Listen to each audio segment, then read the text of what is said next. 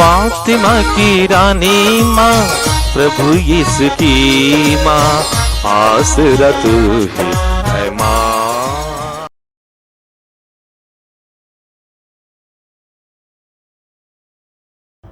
पहला पाठ नबी मीका का ग्रंथ, अध्याय 5, पद संख्याएं 1 से 4 तक। प्रभु का कहना है, हे बेथलेहेम उफरता, तू यूदा के वंशों में छोटा है। जो इस्राएल का शासन करेगा, वह मेरे लिए तुझ में उत्पन्न होगा। उसकी उत्पत्ति सुदूर अतीत में अत्यंत प्राचीन काल में हुई है। इसलिए प्रभु उन्हें तब तक त्याग देगा जब तक उसकी माता प्रसव न करे। तब उसके बचे हुए भाई इस्राएल के लोगों से मिल जाएंगे। वह उठ खड़ा हो जाएगा, वह प्रभु के सामर्थ्य से तथा अपने ईश्वर के नाम के प्रताप से अपना झुंड चराएगा। वे सुरक्षा में जीवन बिताएंगे, क्योंकि वह देश के सीमांतों तक अपना शासन फैलाएगा और शांति बनाए रखेगा। प्रभु की वाणी। ईश्वर को धन्यवाद। भजन अनुवाक्य। मैं प्रभु में प्रफुल्लित हो उठता हूँ। हे प्रभु, मैं तेरे प्रेम पर भरोसा रखता हूँ। मेरा हृदय तेरी सहायता पाकर आनंदित हो। अनुवाक्य। मैं प्रभु में प्रफुल्लित हो उठता हूँ। मैं उसके सब उपकारों के लिए प्रभु के आदर में गीत गाऊं। अनुवाक्य। मैं प्रभु में प्रफुल्लित हो उठता हूँ। दूसरा पाठ रोमियो के नाम संत पौलुस का पत्र, अध्याय 8, पद संख्या 28 से 30। हम जानते हैं कि जो लोग ईश्वर को प्यार करते हैं और उसके विधान के अनुसार बुलाए गए हैं, ईश्वर उनके कल्याण के लिए सभी बातों में उनकी सहायता करता है, क्योंकि ईश्वर ने निश्चित किया कि जिन्हें उसने पहले से अपना समझ लिया है, वे उसके पुत्र के प्रतिरूप बनाए जाए, जिससे उसका पुत्र इस प्रकार बहुत से भाइयों का पलौठा हो। उसने जिन्हें पहले से निश्चित किया, उन्हें बुलाया भी। जिन्हें बुलाया, उन्हें पाप से मुक्त भी किया, और जिन्हें पाप से मुक्त किया, उन्हें महिमान्वित भी किया है। प्रभु की वाणी। ईश्वर को धन्यवाद। जय घोष। Alleluia, alleluia. हे संत कुंवारी माँ मरिया, आप धन्य एवं अत्यंत प्रशंसनीय हैं। मसीह हमारे ईश्वर न्याय के प्रभाकर आपसे उत्पन्न हुए हैं। अल्लेलुया। प्रभु आप लोगों के साथ हो और आपकी आत्मा के सदमती के अनुसार पवित्र सुसमाचार। हे प्रभु तेरी महिमा हो। अध्याय 1, पद संख्याएं 18 से 23 तक। यीशु मसीह का जन्म इस प्रकार हुआ। उनकी माता मरियम की मंगनी यूसुफ से हुई थी, परंतु ऐसा हुआ कि उनके एक साथ रहने से पहले ही मरियम पवित्र आत्मा से गर्भवती हो गई। उसका पति यूसुफ चुपके से उसका परित्याग करने की सोच रहा था, क्योंकि वह धर्मी था और मरियम को बदनाम नहीं करना चाहता था।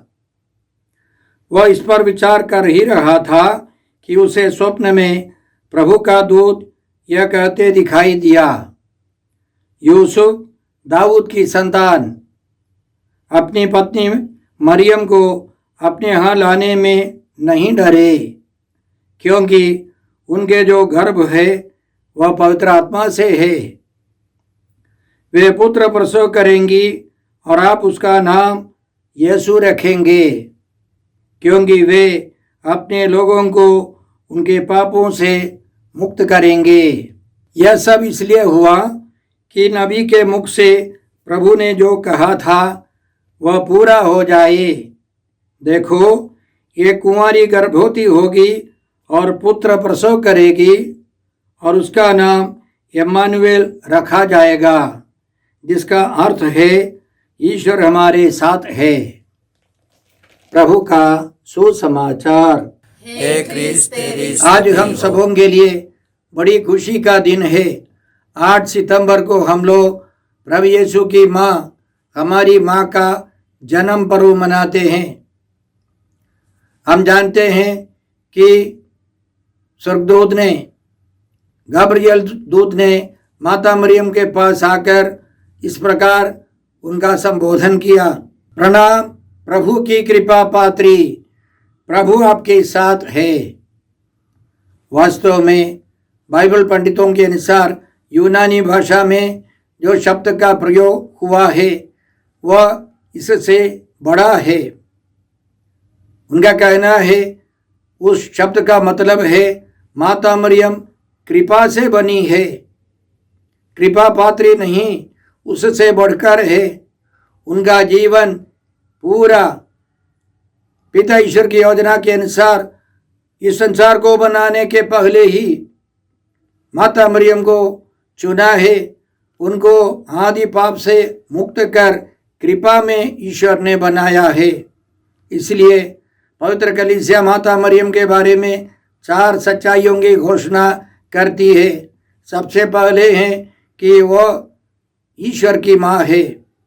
माता मरियम ने ईश्वर को जन्म नहीं दिया है, लेकिन माता मरियम ने यीशु मसीह को जन्म दिया है, जो ईश्वर के इकलौते पुत्र हैं। दूसरी सच्चाई है माता मरियम आजीवन कुंवारी रही। हम जानते हैं कि एक महिला पहली बार गर्भवती होकर प्रसव करती है तो वह उसके पहले कुंवारी थी, लेकिन माता मरियम के बारे में जो लिखा है वह जो कुंवारी थी और कुंवारी ही रही। प्रभु यीशु के जन्म के बाद भी मरने तक वह कुंवारी रही। तीसरी सच्चाई है माता मरियम को ईश्वर ने जन्म पाप से दूर रहकर निष्कलंक रूप से बनाया है। 8 सितंबर को हम लोग मानते हैं माता मरियम का निष्कलंक गर्भागमन। चौथी सच्चाई है कि माता मरियम को ईश्वर ने सशरीर महिमा के साथ स्वर्ग में उठा लिया है। वे स्वर्ग में विराजमान है पूर्ण महिमा के साथ। हम इन सच्चाइयों को स्वीकार कर यह मानते हैं कि माता मरियम का जन्म 8 सितंबर को हुआ। कहाँ हुआ यह बाइबल में नहीं है। परंपरा के अनुसार उनका जन्म यरूशलेम में हुआ। 5वीं सदी से यह भक्ति बढ़ने लगी। यरूशलेम से लेकर और 7वीं सदी में सारे पाश्चात्य देशों में यह विश्वास, यह भक्ति बढ़ी। हम पिता ईश्वर को धन्यवाद देते हैं यीशु की माँ के लिए, उनके जीवन के लिए, और यीशु की माँ को प्रभु यीशु ने हमारी माँ के रूप में दिया है। आज का पहला पाठ मीका, नबी मीका के ग्रंथ से हैं। अध्याय 5 पद संख्या 1 से 4 तक।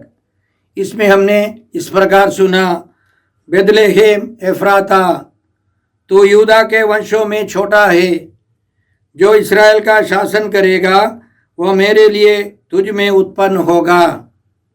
उसकी उत्पत्ति सुदूर अतीत में अत्यंत प्राचीन काल में हुई है।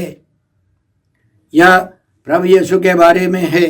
मुक्तिदाता यीशु अनादि अनंत वचन है। उनका जीवन अनादिकाल से है और वे मुक्तिदाता के रूप में आएंगे।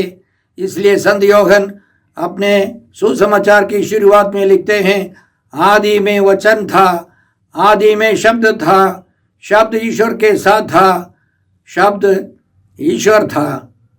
और आगे संत यूहन्ना लिखते हैं, शब्द ने शरीर धारण कर हमारे बीच निवास किया। वचन ने, आदि अनंत वचन ने, यीशु मसीह ने शरीर धारण कर हमारे बीच निवास किया। उनका जीवन अनादि अनंत काल से है। आज के पहले पाठ में नबी आगे लिखता है, वह उठ खड़ा हो जाएगा, वह प्रभु के सामर्थ्य से तथा अपने ईश्वर के नाम के प्रताप से अपना झुंड चराएगा। वे सुरक्षा में जीवन बिताएंगे, क्योंकि वह देश के सीमांतों तक अपना शासन फैलाएगा और शांति बनाए रखेगा। और अंतिम में नबी कहता है, वह मुक्तिदाता शांति बनाए रखेगा, वो शांति का राजा है। इसके बारे में नबी यशायाह ने भविष्यवाणी की थी। शांति प्रभु यीशु है। याद रखें, न्यायकर्ताओं के ग्रंथ अध्याय 6 में ईश्वर ने गिदयोन से इसी तरह कहा, तुम्हें शांति मिले, मत डरो, तुम नहीं मरोगे। गिदयोन ने वहां प्रभु के लिए एक वेदी बनाई और उसका नाम प्रभु शांति रखा। प्रभु यीशु उसी शांति को लेकर के आए हैं। प्रभु यीशु शांति के राजा हैं। इसलिए उनके जन्म के अवसर पर स्वर्गदूतों ने गीत गाया, गडेरियों ने यह गीत सुना, सर्वोच्च स्वर्ग में ईश्वर की महिमा प्रकट हो और पृथ्वी पर उसके कृपा पात्रों को शांति मिले। इसलिए संत पौलुस एफेसियों के नाम पत्र अध्याय 2 में लिखते हैं, मसीह ही हमारी शांति है, यीशु मसीह ही हमारी शांति है। बाइबल में शांति केवल एक भावुकता नहीं, एक व्यक्ति है। पिता ईश्वर, प्रभु यीशु, पवित्र आत्मा, त्रिएक ईश्वर शांति है। कई लोग बोलते हैं मेरे परिवार में शांति नहीं है। इसका मतलब उस परिवार में त्रिएक ईश्वर कार्यरत नहीं है। जहाँ ईश्वर कार्यरत है वहाँ शांति है, वहाँ प्रेम है, आनंद है। आज के पहले पाठ में प्रभु यीशु के बारे में भविष्यवाणी है। इसमें सीधे माता मरियम के बारे में कुछ भी नहीं है, लेकिन हमको मालूम है हर एक व्यक्ति जो जन्म लेता है एक माँ से जन्म लेता है। इसलिए एक व्यक्ति के बारे में हम चर्चा करते हैं तो उस व्यक्ति के पीछे उसकी माँ है। हम इसलिए पिता ईश्वर को धन्यवाद देते हैं कि ईश्वर ने अनादिकाल से माता मरियम को यीशु की माँ के रूप में चुना और प्रभु यीशु ने अपनी माँ को हमारे लिए दिया है। तो हम इस अवसर पर, इस पर्व के अवसर पर पिता ईश्वर को धन्यवाद देते हैं और इस भविष्यवाणी के लिए और इसके अनुसार माता मरियम आई और प्रभु यीशु उनके द्वारा आगे। आज के पहले पाठ के समान सुसमाचार में भी प्रभु यीशु के जन्म के बारे में भविष्यवाणी है। स्वर्गदूत ने यूसुफ को समझाया कि यीशु क्या करने वाले हैं, कैसे यीशु का जन्म होगा, और यह भविष्यवाणी की पूर्ति है। यशायाह नबी ने जो भविष्यवाणी की थी और बाद में नबी मीका ने जो भविष्यवाणी की थी उसके अनुसार एक कुंवारी गर्भवती होगी, पुत्र प्रसव करेगी और वह पुत्र इम्मानुएल होगा, ईश्वर हमारे साथ होगा। क्यों पवित्र कलीसिया ने हमें यीशु के बारे में, मुक्तिदाता के जन्म के बारे में मनन करने के लिए दिया और इस संदर्भ में हम माता मरियम को याद करते हैं। इसके लिए हम 2 पवित्र वचन लेते हैं। संत लूकास के सुसमाचार अध्याय 6 पद संख्या 43 से हम इस प्रकार पढ़ते हैं। यीशु का वचन है, कोई अच्छा पेड़ बुरा फल नहीं देता और ना कोई बुरा पेड़ अच्छा फल देता है। हर पेड़ अपने फल से पहचाना जाता है। लोग ना तो कंटीली झाड़ियों से अंजीर तोड़ते हैं और ना ऊंट कटारों से अंगूर। अच्छा मनुष्य अपने हृदय के अच्छे भंडार से अच्छी चीज़ें निकालता है, और जो बुरा है वो अपने बुरे भंडार से बुरी चीज़ें निकालता है, क्योंकि जो हृदय में भरा है वही तो मुंह से बाहर आता है। प्रभु यीशु सबसे अच्छे फल हैं, तो प्रभु यीशु की माँ जरूर अच्छी माँ है, अच्छी महिला है। और यदि यीशु सर्वोच्च ईश्वर के एकलौते पुत्र हैं तो उनकी माँ उसी तरह निष्कलंक है, पवित्र है, यीशु की योग्य माँ है। इसलिए प्रेरित चरित्र अध्याय 1 में प्रभु यीशु के स्वर्गारोहण के तुरंत बाद क्या क्या हुआ था इसके बारे में हम लोग पढ़ते हैं। प्रेरित जैतून नामक पहाड़ से यरूशलेम लौटे। वहां पहुंचकर वे अटारी पर चढ़े जहां वे ठहरे हुए थे। यीशु के प्रेरितों के बारे में बोलने के बाद ये सब एक हृदय होकर नारियों यीशु की माता मरियम तथा उनके भाइयों के साथ प्रार्थना में लगे रहते थे। हम जानते हैं कि 12 प्रेरितों के साथ यीशु घूमते फिरते थे। अब यीशु जाने के बाद उनके साथ माता मरियम है। 12 प्रेरितों के साथ माता मरियम, सब मिलकर 13 व्यक्ति। इसका मतलब आदिम कलीसिया से माता मरियम का बहुत बड़ा आदर था, उनका नेतृत्व था।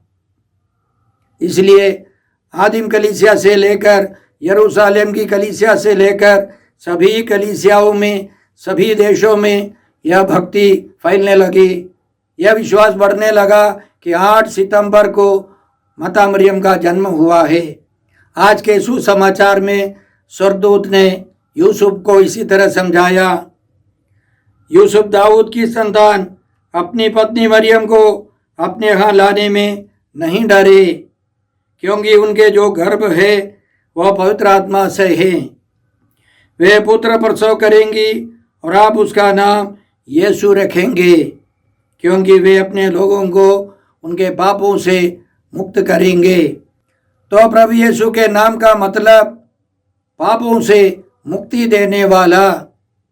प्रभु यीशु पापों से मुक्ति देने वाले हैं, तो उनकी माँ भी यीशु के साथ मुक्ति के लिए सहयोग देने वाली है, पूर्ण रूप से सहयोग देने वाली है। आगे हमने यह भी सुना, यह सब इसलिए हुआ कि नबी के मुख से प्रभु ने जो कहा था वह पूरा हो जाए।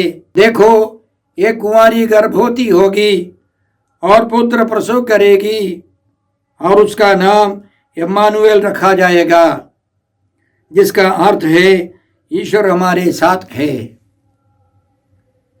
वर्षों पहले, करीब 700 साल पहले नबी के द्वारा ईश्वर ने जो भविष्यवाणी की थी, अब मत्ती की कलीसिया ने समझ लिया। वह महिला, वह कन्या माता मरियम है और वह पुत्र इम्मानुएल यीशु मसीह है, जिसका मतलब है ईश्वर हमारे साथ है।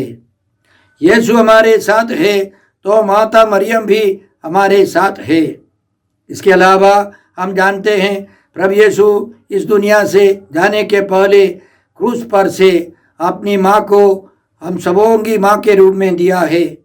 सभी भक्तजनों के लिए जो यीशु को प्यार करेगा उसको माता मरियम को सम्मान के रूप में, उपहार के रूप में, आदर के रूप में, शीर्ष के रूप में, सिर के रूप में यीशु ने इनाम दिया है, उपहार दिया है।